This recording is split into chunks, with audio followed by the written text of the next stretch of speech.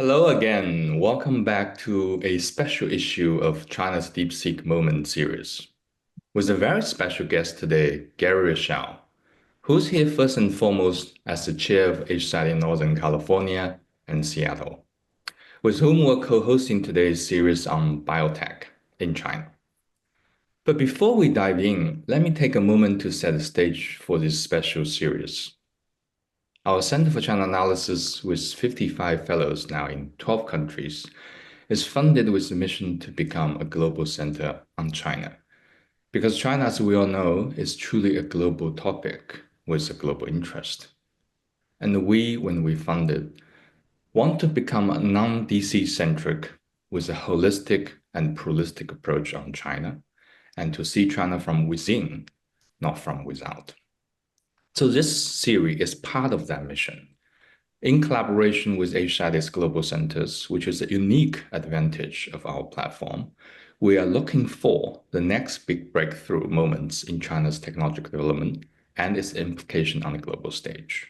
So we are very fortunate to start with two places that embody the spirit of innovation and global engagement, San Francisco and Seattle. Hence, our special guest today, Gary Rieschel, the chair of HSAT centers in Northern California and Seattle. But Gary is so much more than that. So before I turn to our moderator today, let me briefly introduce him in three simple ways. First, Gary is the founding managing director of the Qiming Venture Partners, which he launched in Shanghai in 2006. Qiming is widely recognized as the leading healthcare investor in China, and Gary himself, the godfather of the China's biosector investment. He's one of the most experienced and respected investors in China's biotech ecosystem, so he has a lot of insights to offer. Second, Gary is one of the sharpest and most rational voices, as far as I'm concerned, on US-China tech front. As the founder of the Big Bang dialogue, he has been bringing together some of the most interesting minds in the field, and he's consistently ahead of the curve. So we should listen to him very carefully. But finally, on a personal note, Gary simply is a fun and wise person. So beyond being a very avid skier, golfer, and fisherman, and scuba diver, he has been a mentor to countless entrepreneurs and venture capitalists and even regular people like myself. He has a lot to offer. And I want to finish by a line from another equally fun and wise person, Yuka. Gary's human brain is more insightful than DeepSeek, and I hold a lot of truth to that. And with that, I want to turn to Lizzi to start the real conversation with Gary. So over to you, Lizzi and Gary. Thank you so much, Jing, for that terrific introduction. I am so honored to host you today, Gary. And to our audience, hello and welcome back to this episode of ASPI's CCA webinar series, China's DeepSeek Moment. I am Lizzi Li, fellow on Chinese economy here at CCA. This is actually the third episode in our DeepSeek Moment series, where we examine unexpected tech breakthroughs from China, unpack the forces driving them, and explore their global implications. China's recent advances in AI certainly caught many by surprise, but a quieter revolution is actually happening, this time in biotech, one that could be just as consequential. So our guest today, Gary Rieschel, founding managing partner of Qiming Venture Partners and a leading investor in China's bio-ecosystem. He will help us unpack the complicated dynamics behind this phenomena and help us understand what will happen in the future. Gary, thank you so much for being here with us, and let's dive right in. My pleasure. Thank you very much. So China's AI moment came when companies like DeepSeek shocked global audiences with capabilities many assumed were still years away. And some are now asking whether we're at a similar inflection point in biotech. So Gary, do you see parallels between China's biotech rise and its recent AI breakthroughs? Or are we actually reaching a similar moment where the world totally underestimated China's biotech capabilities, and it's finally coming to a realization of it? I think it's a great question, and it stems from the fact that The biotech evolution has been different than the DeepSeek moment. The DeepSeek moment was a company that people really had no idea was working on this. The other AI companies in China were equally shocked as the American AI companies were when DeepSeek announced its technology. And they were even more shocked when it was made open source. So they've now all adopted a number of the different algorithms that DeepSeek had done. The biotech, but the thinking about what's happening in biotech as a DeepSeek moment may not be a great comparison. The biotech evolution in China has occurred at an accelerating pace over the last 20 years. And it was coming off of a very low base. China was spending about 2.5% of GDP on healthcare in 2005 when I first moved to China. And that's what led us, when we created Qiming, what led us to create a dedicated healthcare practice was the sheer need that was obvious in the Chinese market at that time. They had the largest lifestyle disease population, and that's been continuing to explode over the last 20 years. The cancer population in almost every measure is the largest on the planet. And so you had this huge, massive need in the market. And then what happened is all the major pharmaceutical companies were setting up labs in China. And those labs were populated largely by what were called sea turtles, which were the Chinese researchers that had been educated overseas, very, very skilled and talented people. And they went back to China and they went back to work in these labs. And what was fascinating was the labs by themselves. They brought back thousands of Chinese researchers into these labs. The labs by themselves were not successful for the big pharma companies like Pfizer, Lilly, and Merck, et cetera, in terms of creating novel new products to feed the pipeline of these large pharmaceutical companies, largely because they never really treated these labs as a core part of their full research operation. So they were viewed as outposts, but they were never really fully embraced by the headquarters. But what happened is you had thousands of very talented people who'd gone back to China, were working on projects, and they could see for themselves, like all entrepreneurs in China do, where that need was. So over to the first 4 to 5 years, they were in the labs, but starting around 2008 and 9, they were leaving the labs. And so because they were limited in their scale and ambition to not compete with the main headquarter labs initially, so this hindered their ability to innovate and create incentives for the best researchers to stay. So those researchers began to leave. So it's really around 2010 where the intellectual seed corn started to appear in the entrepreneurial ranks in biotech in China. So you had that massive need. The venture capital industry had evolved to provide more and more capital available to fund these startups. And then you finally had the talent come together with that. Fantastic. So it seems a quieter version of the DeepSeek breakthrough.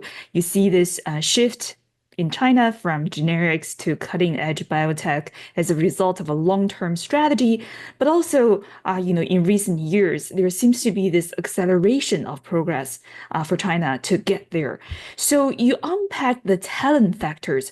Are there policy support, capital factors, investment reasons that have propelled China's biotech sector forward, especially in recent years? What are the other factors that enable this transformation?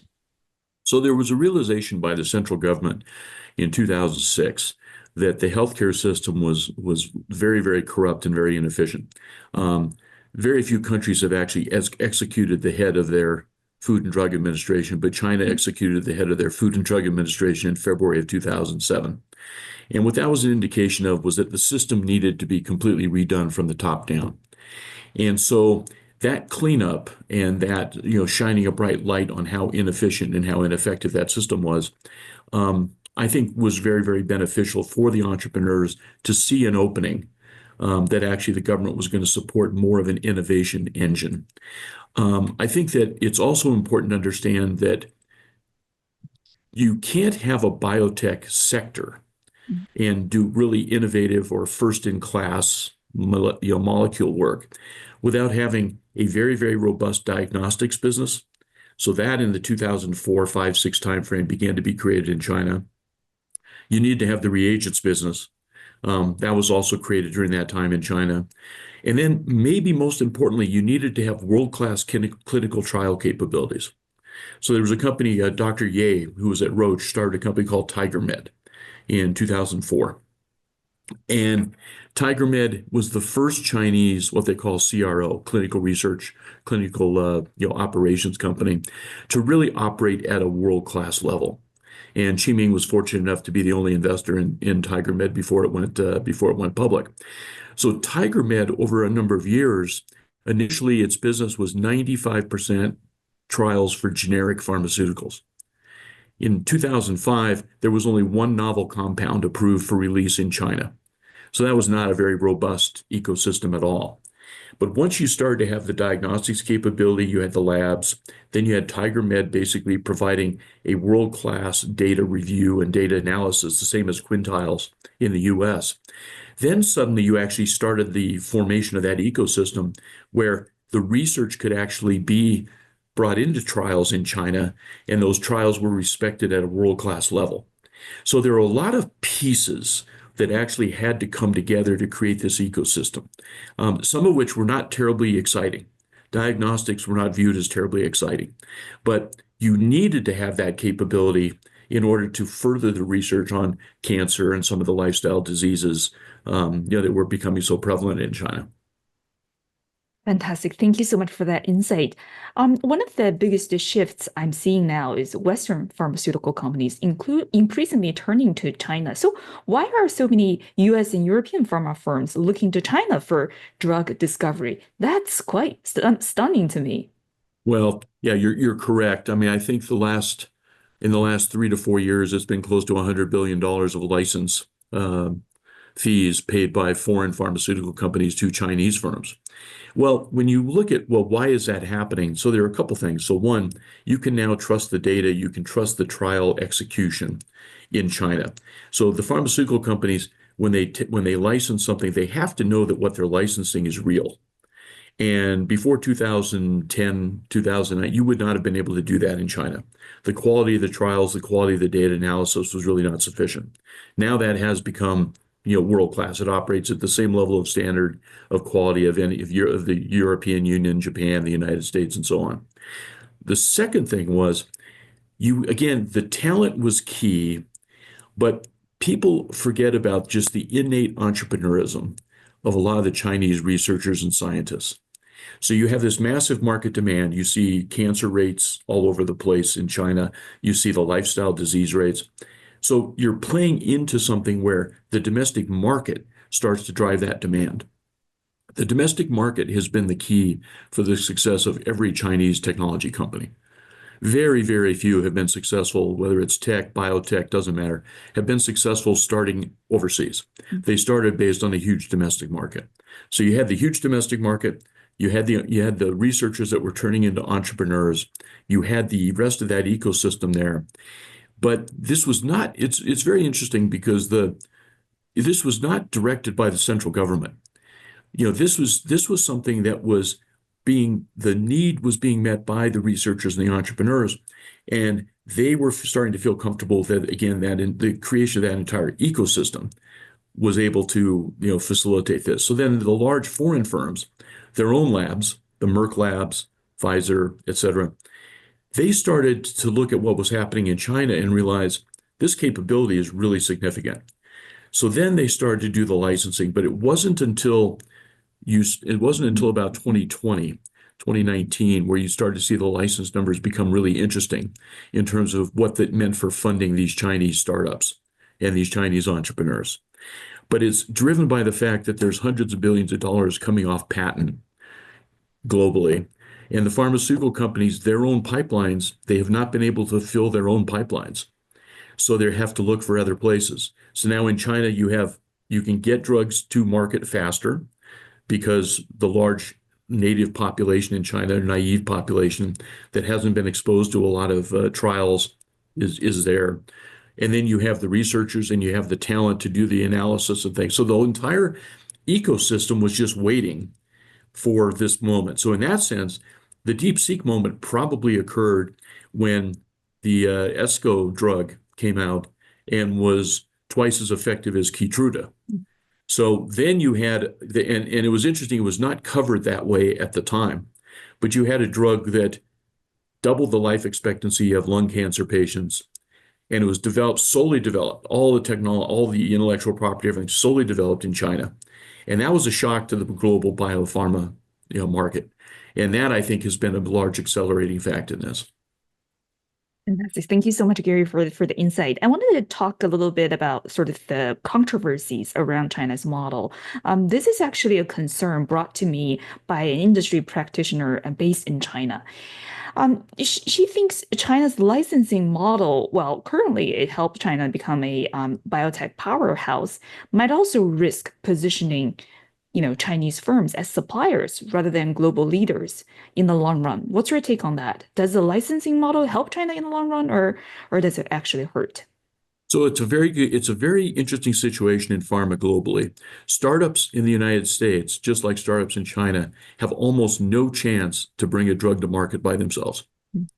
The cost of running large-scale pivotal trials at the back end of a drug process dwarf the ability of virtually all the startups in the United States and certainly in China to fund. And so you could make that statement, and you could say, well, it will hold them back. But this licensing phase is a necessary step to get to the point where there will be some major Chinese pharmaceutical companies that can actually handle global distribution, global trials, et cetera. Right now, there's Hengrui. There are two of the world's 30 largest pharmaceutical companies, two are in China. And so that is not a robust, on that stage, that's not a robust ecosystem. The innovation ecosystem is phenomenally robust right now in China, but the back-end distribution and global trial capability lacks. And that will take a decade. That will take some real time. That's super helpful. Thank you so much. Also, another pushback on China's sort of biotech breakthrough. A lot of the conversation around Chinese biotech currently focuses on efficiency, so basically faster and cheaper drugs, but not necessarily first-in-class breakthroughs. One pushback I heard from a practitioner based in the US is that while China is still in a catch-up phase, it's not more innovative in the traditional sense. But my question to you is, if Chinese firms can bring better, safer versions of existing drugs to market twice as fast, and at lower cost in many cases, does it actually make us redefine what we value as innovation? Should global pharma sort of change their way to approach innovation, or is what China is currently doing is not really innovation in that sense? This is where the comparison with tech is quite interesting. China's tech industry has now been widely accepted as being innovative. It didn't create the cell phone, it didn't create an electric vehicle, but it has become, because of the rapid iteration and the ability to take something and make it better cycle by cycle by cycle. And the Chinese are they're among the very best, if not the best in the world at that. The tech world got over its bias that wasn't innovation and now realized that really is innovation. And in fact, that's where most of the commercial benefit comes from. This is exactly the same situation in biotech. So the idea that you have not created yet first-in-class breakthroughs. Well, if everything you do makes those first-in-class breakthroughs better over the following 3 to 5 years, that's a huge benefit to society as a whole, because it's going to be rare that the first-in-class breakthrough winds up being the best in class over the course of a decade or something after that. Going back to the Akeso, the one that bested Keytruda, that could move to being a best-in-class drug. And it's very, very strong protein engineering capability by the Chinese firm. So now that 25% of new drug developments in China, 40% in the US, all the licensing was ordered over $40 billion last year. One would have to say that there's real value being created in that Chinese ecosystem. And when I talk to the researchers that I respect in the US, they will say 10 years ago, China was 20 years behind the United States in terms of first-in-class drug development. Today, they're 2 to 3 years behind.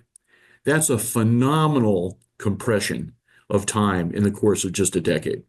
And so I think it's very fair to say that we're going to see in the very near future, especially with some of the antibody chemo combinations. You'll see real innovation coming out of China, real first-in-class drugs coming out of China that no one else in the world has developed yet. Well, thank you so much, Gary. I want to turn to policy a little bit. Surprisingly, unlike in AI or semiconductor, biotech hasn't been a major target in US-China tech competition or in US-China tech competition policy. Is biotech seen as too critical to national health security to be cut off, or do you think a tightening of policy is still inevitable in the future? So I was part of some of the discussions on the Biosecure Act and spent quite a bit of time on some of the other U.S. tech, more tech-oriented policy work. I would say that the folks in Washington, D.C. are rather frustrated because they would really like to think that in biotech, you have the same kind of choke points that you have in the semiconductor industry. In the semiconductor industry, if you throttle 4 or 5 companies, Tokyo Electron, ASML, et cetera, you can really hold back what someone can develop, or you can certainly slow them down. The biotech industry doesn't have those choke points. Some of the world's top genetic processing companies are already in China, the equal of Illumina. So there isn't that place where you can say, we can just stop doing this. The alternative is to say, okay, so we're not going to import Chinese drugs to the United States. So then you get to tell patients in the United States that are suffering from a form of cancer that China has a solution for. You're going to say, well, you get to die because we're not going to import drugs from China. That is not a great message for humanity or for politics. So I think that what you have is you just have to have a realization. AI is also very, very hard to find choke points around AI. AI and biotech are ones where you have brilliant people, you have all the capability, all the necessary skill sets, you have large domestic markets. So constraining development in China, Secretary Mondo used the term fool's errand, and I would completely agree with that. Thank you so much. But now, we see President Trump threatening new tariffs, not just against China, but in U.S. trade partners as well. If the United States indeed impose trade restrictions on Chinese biotech, can you sort of help us walk through what that would mean for licensing deals and for global supply chains? So, this is a very interesting question. So you could put tariffs on reagents. So China has about 70+% of the world's reagent market for biopharmaceuticals. And so that's something that the US is very dependent, the world is very dependent upon China for that. Because that's a defined chemical, you could definitely put a tariff on that. If you're licensing a drug that has not yet been approved, what do you put a tariff on? So the worry about tariffs in the biotech world, if China starts to come out with many first-in-class, best-in-class drugs, and Trump wants to say, well, that has to be the license fee, there's a tariff on that drug, so you have to pay some tariff. I'm not really sure how they would define it. Even if they defined it, the scary thing in the US is the US ecosystem for healthcare is so inefficient. The prices are already 10 times what it would be in China for the same drug. 30 times for a recent drug comparison. So I'm not sure the tariffs are really going to do much at all. All you're going to do is make the problem in the US dramatically worse in terms of the cost structure and inefficiency, and it's already quite bad for that already. What about investment restrictions or export restrictions to China? How will that affect Chinese biotech firms? Export restrictions for products and technology. I think China's ecosystem for biotech now is approaching the area I would call self-sufficiency. I'm not sure what it would really need from the US. Again, at that very, very inventive stage of first in class, you would probably be able to constrain some of the development in China if you decided that that was a humane thing to do.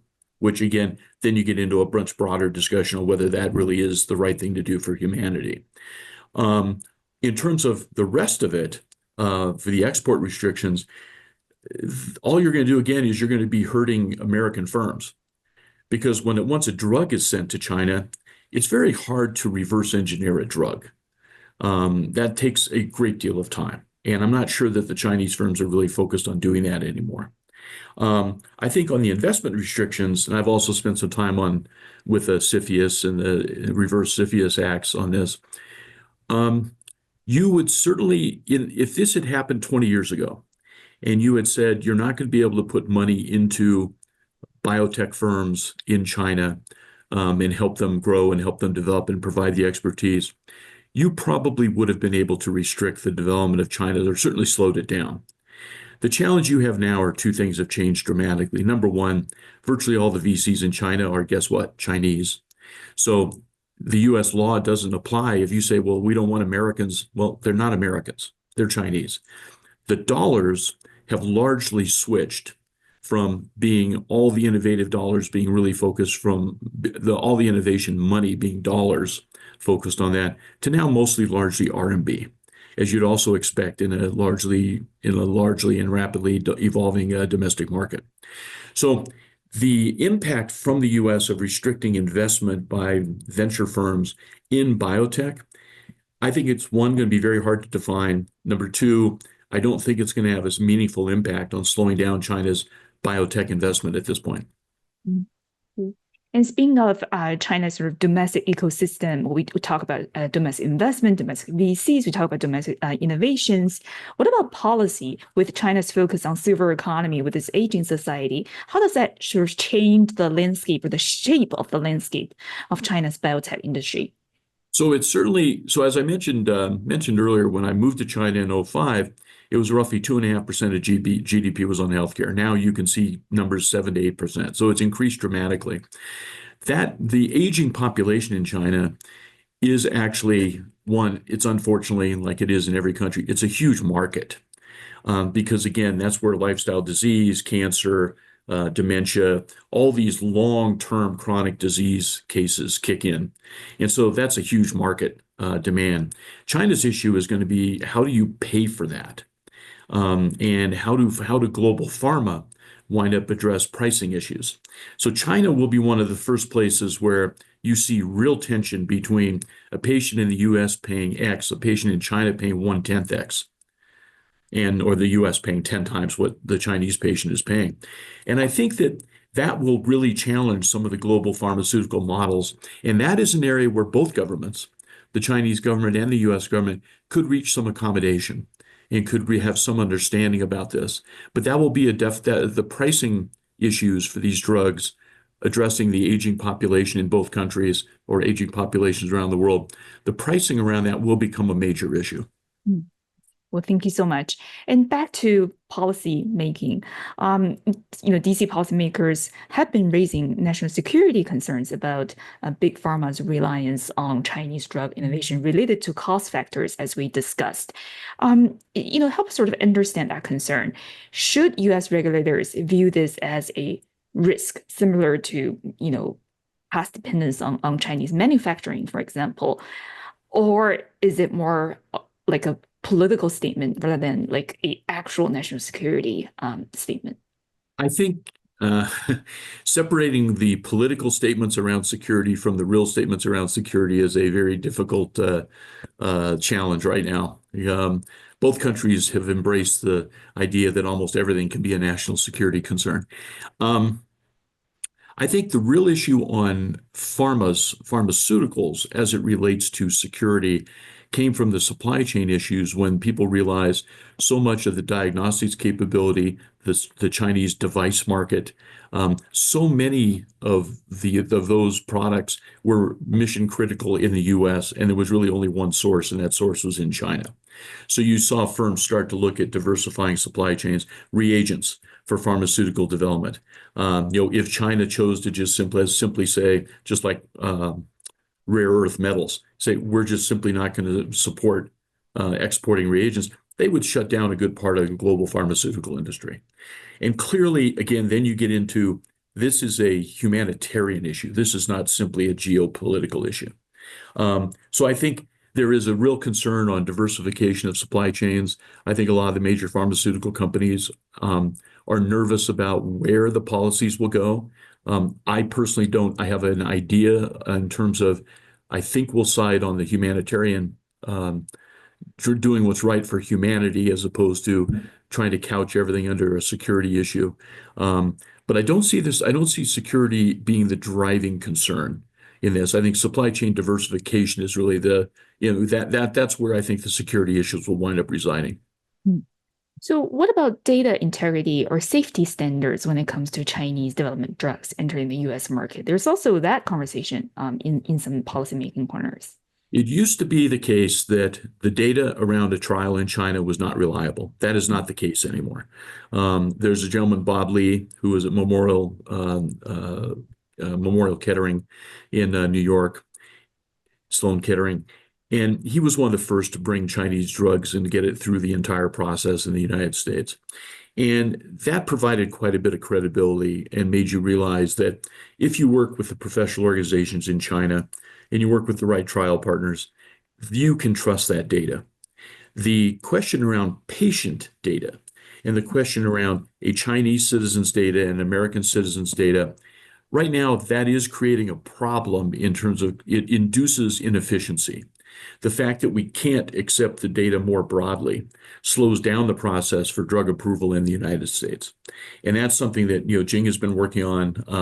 And I think there's a great deal of, there should be some effort around trying to be realistic and say, the data standards for patient data between the US and China, we should be able to reach some accommodation on that. We should be able to reach some guardrails that both sides can accept. And we'll have to see. I mean, AI is somewhat leading the train on this because everyone's concerned about what kind of data they're collecting about you and collecting about me, who gets to use the data. The healthcare industry has always had very restrictive access to patient data. AI is going to cause some rethinking of that and what that actually means. I actually think you can keep patient data completely secure, but everyone always points to the case of 1 in a million here or 1 in a billion there, and we'll just have to see where that goes. Thank you so much, Gary. And finally, turning to multinational corporations. For multinational corporations in the pharma industry and related industries, what are the risks when it comes to China that they must be aware of, given your deep expertise in China, spanning multiple decades? What are the opportunities for them you see at this point? And what are some of the actionable strategies you would propose or suggest to them? Well, I think the actionable strategy that they embarked on 20 years ago was setting up the labs so they had visibility into what was being developed in China. They didn't take the full advantage of that. Now you have a number of companies that are actually really world-class companies in China.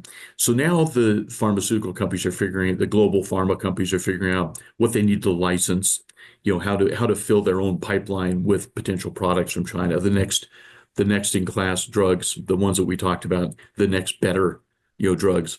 So they've already embarked upon that. Now the big question for them will be, what is their investment in China? In other words, they'll have to decide, is the Chinese market something where they want to reach some accommodation on bringing their drugs into China and not pulling back from China? And I think that's going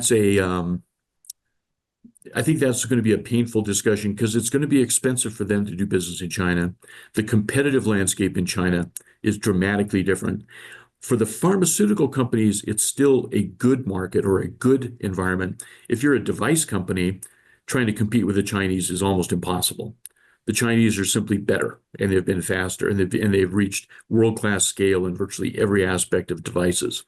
And so the pharmaceutical companies still have an advantage, but they're going to have to figure out what their engagement strategy is. Right now, it's licensing. Could it be more M&A? Because there's really no M&A market in China for pharmaceuticals or for tech. That's a huge weakness of China's capital market structure. And so the foreign firms have an advantage there, but they're going to have to decide to do that. And there will be geopolitical concerns about acquiring Chinese companies. How do you do diligence on that process? But I think that's the next step. They have to decide if they want to take that step. Fantastic. And the patient data Gary alluded to is part of the Cure for Cancer initiative, which is another flagship major project that CCA is currently working on healthcare. And we'll make sure to include a link in the description section of this video.